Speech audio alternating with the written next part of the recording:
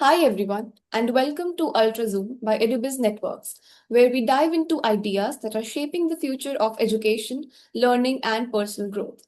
Today, we are discussing a topic that can change the way we teach, learn, and even live emotional intelligence. And joining us is someone who has dedicated his life to this field, Mr. Vasant Agarwal. He is the director of Discover My Mind, the founder of the Emotional Intelligence Alliance, a global platform with over 8,500 members, and the author of several acclaimed books, including The Power of Emotional Intelligence and Parenting with Emotional Intelligence. Mr. Agarwal, welcome to the show. It's a pleasure to have you here. Thank you. Thank you. Thank you for having me. So we should talk about your career. Your career journey has been very fascinating, from management consulting in Los Angeles to ventures in solar energy and electric vehicles, and now leading a global platform on emotional intelligence. Sir, what inspired this shift? Well, like you said, I've lived in America many years. I came back to India to give back to my country. And I met a lot of people, and I found a common thread, which was that most everybody had some kind of mental health issue, whether it related to family or friends or career or finances and or health. And so I started researching the subject matter. I met many people, counselors and mental health experts, and I decided to take this to the next level. So I started studying and learning and talking to experts in the field, and ultimately thought that this is my best way of helping people, parents, teachers, counselors, students, and educators to help demystify and simplify the issue. What is emotional intelligence? And after that, I wrote a couple of books, like you mentioned. And here I am talking to you and hopefully sharing some of what I know with so many people that are concerned about it and want to know more. Uh, Sir, for those new to the concept of emotional intelligence, um, could you explain what emotional intelligence exactly is and how it fits into our daily lives? Well, um, emotional intelligence is a vast subject as it has to do with emotions and utilizing them, understanding them. And emotional intelligence has four main components. One is self assessment, the second is self correction, the third is empathy and compassion, and the fourth is relationship building. So essentially, you know, what are emotions? If you ask somebody, they'll say, oh, it's just the way I'm feeling right now. A thought becomes a feeling, becomes a thought. That thought becomes an emotion. That causes you to say or do something to someone else. That causes a reaction from the other person. And so it's a straight line function. Uh, there are so many, at last count, 100 emotions. Now, the key thing is we all have, and our emotions basically sub, uh, res, reside in our subconscious. It's only when some event triggers an emotion that they come out from your subconscious to your conscious. And that's when you say or do something. And that's what causes the net result. So, why do you think emotional intelligence is becoming so very critical right now at this very moment? People believe that IQ has always been enough. What do you think has changed in our education and social environment that makes intelligence, emotional intelligence, and emotional quotient so critical now? Well, most people don't know that your IQ remains constant from the time you are born till you are old. It is your EQ that develops and as you grow in life. Now, it's important to note that for everybody has some kind of mental health issue, something that is bothering them, that is making them unhappy. And that is why, and the reason for that could be financial, like I said, health related, family related, or career related. Now, most people also don't know that your health is directly impacting your physical health, is impacting your mental health, and your mental health impacts your physical health. So that is why it is very important. People do their physical checkup once a year, most people, but they never do a mental health checkup. And that is known as assessment. And so if you do an assessment of your mental health, then you will know what are the symptoms and problems, the root cause of that leads you to be emotionally unhealthy. And that's why it's very important to understand what is AI as opposed to IQ. IQ, people think if they get a degree or more or 2 degrees, they're smarter. They're not smarter. They're the same, have the same IQ as when they were born. But EQ is what takes you to the next level.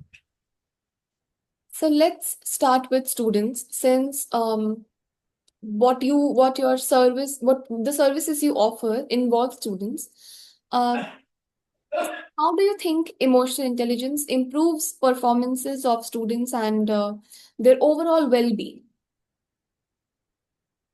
Well, like I said, today's students are not talking, sleeping, eating. They're holed up in their rooms. They're texting or playing video games. So the problem mainly is that the communication link between the parent and the child has broken.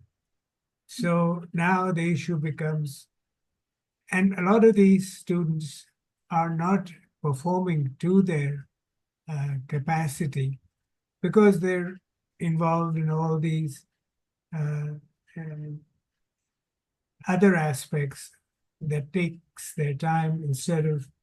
And the other aspect is today, the emphasis is on marks, grades, and not about the overall development of the child, whether it's sports or music or what have you. So it's all about grades. And that is the problem. If a child is not achieving high grades, then obviously there's a stigma by the parent or by the teacher or by the school or by their peers.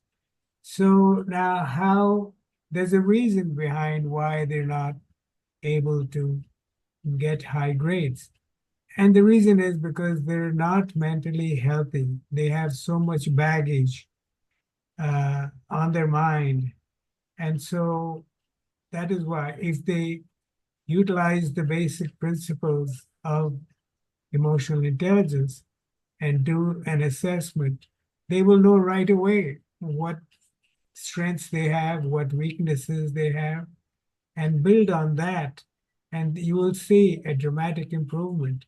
In fact, in many parts of the world, students are being taught emotional intelligence starting at age 8 or 9.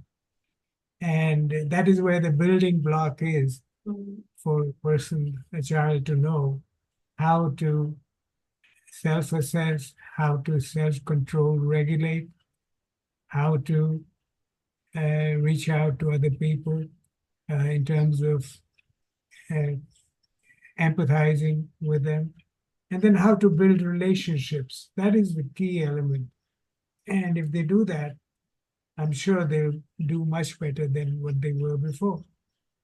So the services you offer also cater to educators and teachers and Yes. school principals. So how do you think Emotional intelligence will help educators manage classrooms better, connect with students better, foster a culture of respect and curiosity within the students.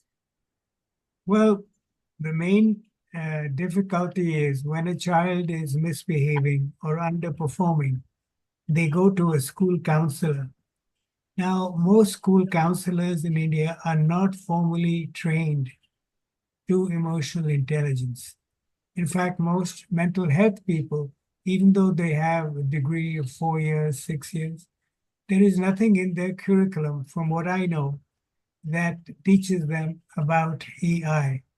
And that is the main thing. There is a blame game going on. The parent is blaming the teacher is blaming the child is blaming the parent.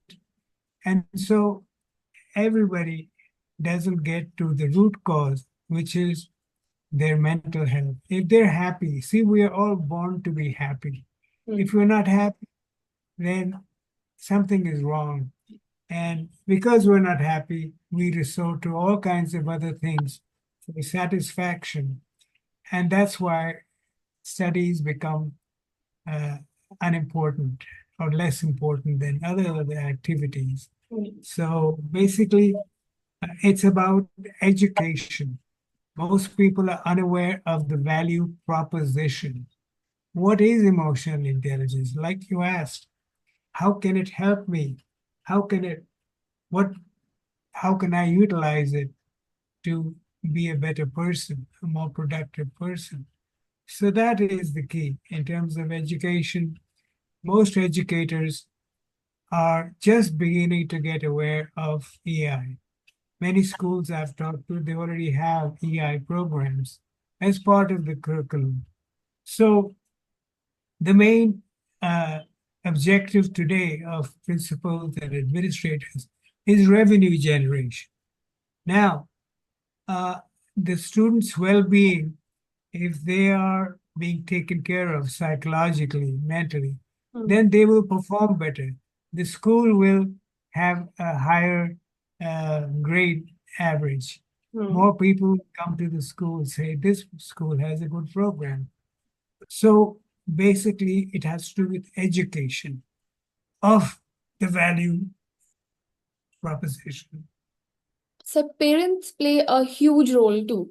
How can emotional intelligence and emotional quotient help them better understand their child's behavior, support emotional well being, and help them with career planning through more accurate assessment programs?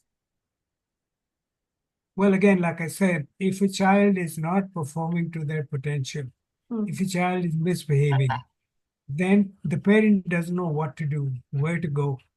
And so the main, because they don't know about AI, most parents, I was at a gathering the other day and somebody asked me, Mr. Agarwal, what do you do? And they said, ye kya nahi bimari hai? Is this some new illness? And this was a very educated person. So if a parent wants to resolve the child's issues, then they must learn about AI. And in doing that, they can do several things that what we provide is we provide the assessment, we provide books, we do webinars and training sessions, and we do counseling in addition to many other people that are in our group.